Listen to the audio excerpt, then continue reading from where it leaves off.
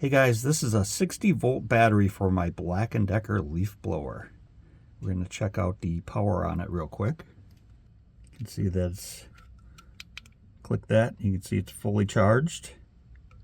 So we're going to use it to do some snow blowing on our porch. Hey guys, if you put away your leaf blower after all the leaves were taken care of, check it out. A leaf blower works great for blowing away the snow.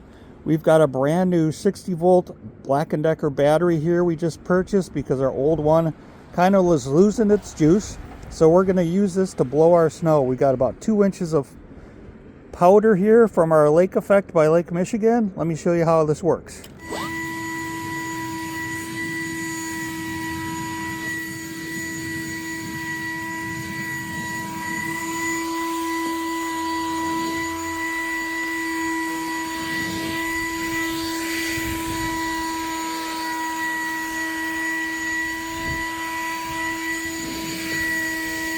This 60-volt battery gives us about 30 minutes of run time.